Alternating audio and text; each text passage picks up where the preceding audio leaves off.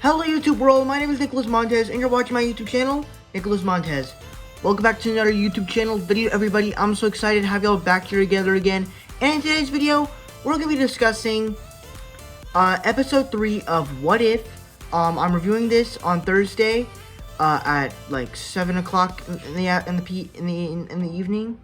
But this review will be coming out at 4:30 on the dot on Friday, August 27th.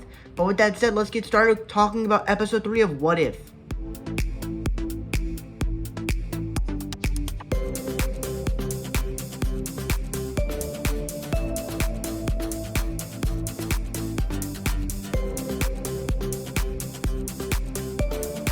So what I liked about this episode is that it really changed the whole week of Nick Fury assembling the Avengers. Because if you don't know, this episode doesn't really have a specific plot line. It's really just what if the world lost its mightiest heroes before they even assembled, before the Avengers ever like came to be. Now I think if the episode we'll talk about that when we get into the battle, or maybe even the theories episode.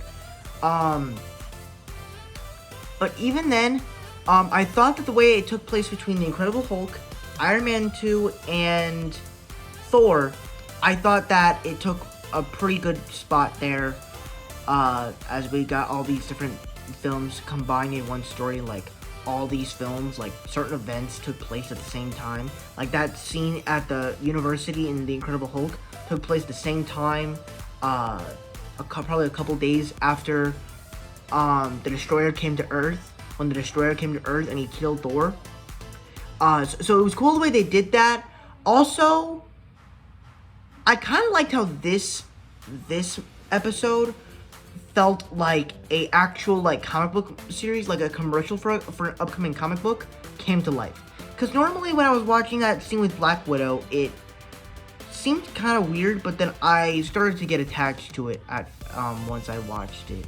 And it still had the explosions and dust that you love from this type of animation. And also just hearing Nick Fury's voice hearing Samuel L. Jackson's voice as Nick Fury is just so cool. And hearing Tom Hiddleston's voice as Loki, which we saw him in about a couple months ago, was so, actually it was 1 month ago when Loki ended. It was so cool. So it was cool to hear some of these recognizable voices. It was kind of weird to see Mark Ruffalo playing Bruce Banner in that Incredible Hulk scene, but it didn't really mind me. But it was a cool concept to actually have Mark Ruffalo play in the story, but he's still playing the same character. So I'm not bothered by that. But I also like the murder mystery vibe of it, where each Avenger keeps dying and someone is just not coming out forward. People think Fury thinks that that Black Widow killed Iron Man, even though she wasn't the biggest fan of her stuff.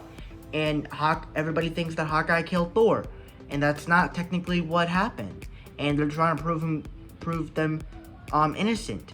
And it's a cool murder mystery in this episode. And then you get all the Avengers dying, and it's so weird. And that scene where Hulk was exploding, I was like, what is this? This is probably the most animation bit I've ever seen in my life. So I love that whole bit. And then likewise, the scene where they actually reveal who is the one killing these Avengers, which is Hank Pym's Yellow Jacket, which we've seen one scene in the trailers from, where he has the Ant-Man / Yellow Jacket suit on. And I thought that was kind of cool, as they actually made Hope Van Dyne a soldier a SHIELD agent fighting that mission that Black Widow fought 5 years before Captain America the Winter Soldier, and I guess that she was killed by the Winter Soldier. As in the Winter Soldier movie, Black Widow said that she was shot by the Winter Soldier about 5 years ago when that movie came out. So that was something kind of cool, but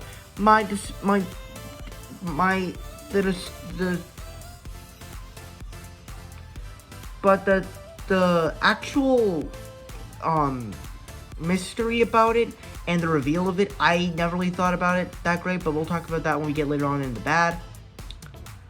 Overall, I enjoyed it, and I really hope that in Season 2, we already know there's a Season 2 coming, and we know that Season 2 is going to focus on, like, the Phase 4 characters.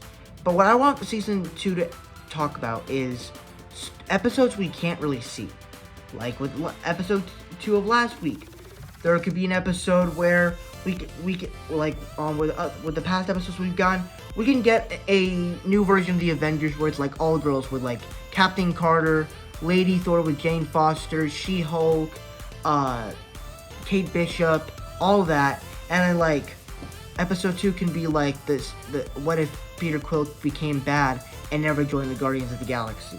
And then this episode, well, actually, we'll talk about my theory for this episode when we get onto the bad, because it's kind of exciting. So that's all I gotta say about this episode. Now let's move on to the bad.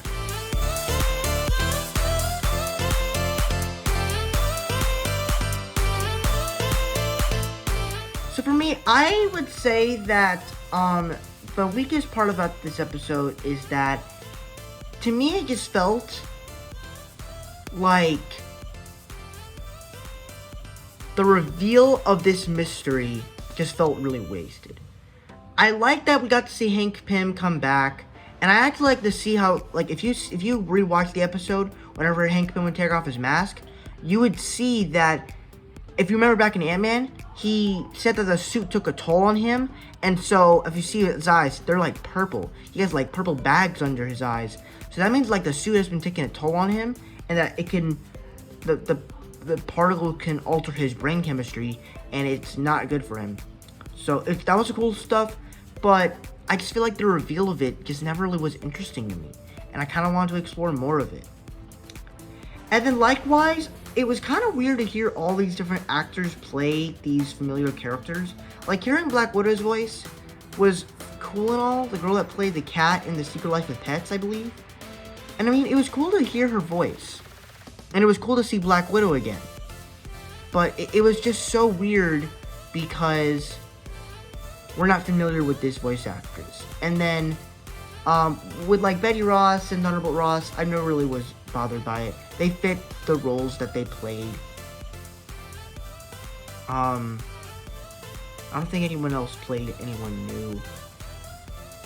And Tony Stark, he didn't say much lines, but I know he does play Avengers, the Iron Man in Avengers Assemble series. So that doesn't really bother me, because I've heard his voice before.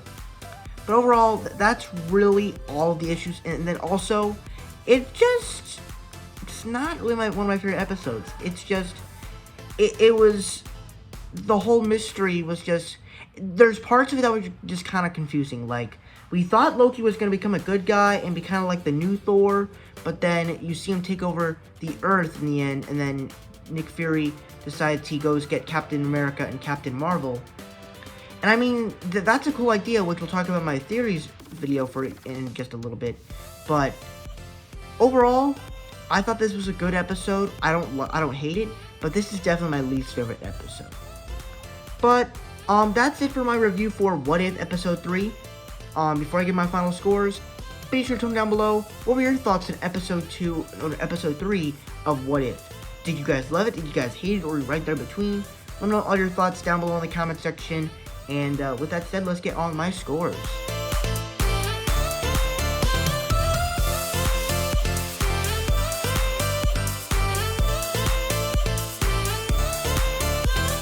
Alright, so that's it for my review, for my scores.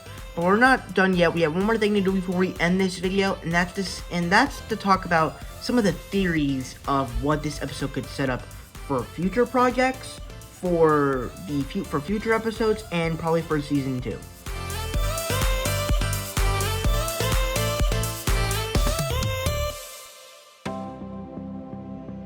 Okay, so for me, my theory for this episode is that when we get that closing shot with Nick Fury going to see Captain America and then Captain Marvel appears behind him, and because before that scene happened, Loki basically takes over the Earth as he says that he wants to extend his stay on Midgard.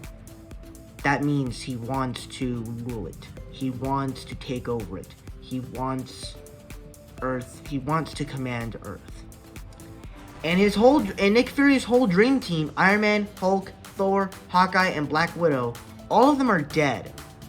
So who do you go to? You go to Captain America, which is one of the last longing heroes, and Captain Marvel, which technically, I think that's those are two perfect characters to have for something like this.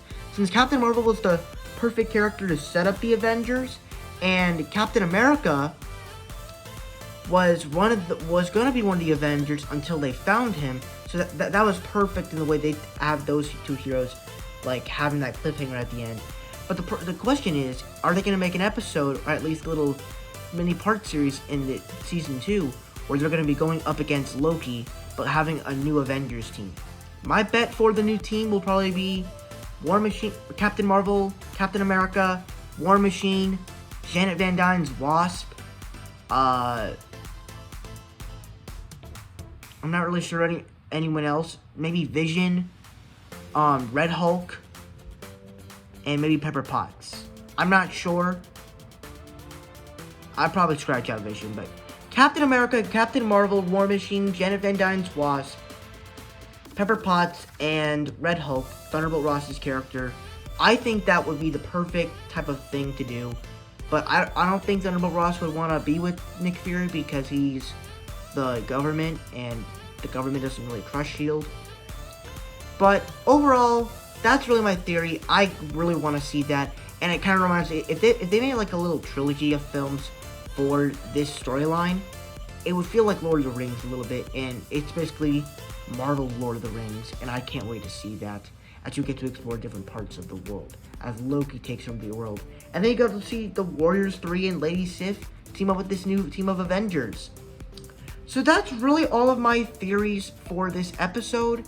So thank you guys so much for watching. I hope you enjoyed. Don't forget to like, comment, and subscribe. My Instagram is Marble6 and my TikTok name is Marble1Fan. If you guys don't understand those names, head to my back section to follow me on all social medias. I'm also on Letterboxd. It's the Instagram, Marble_6_, and I'll see you guys in the next video. Bye bye.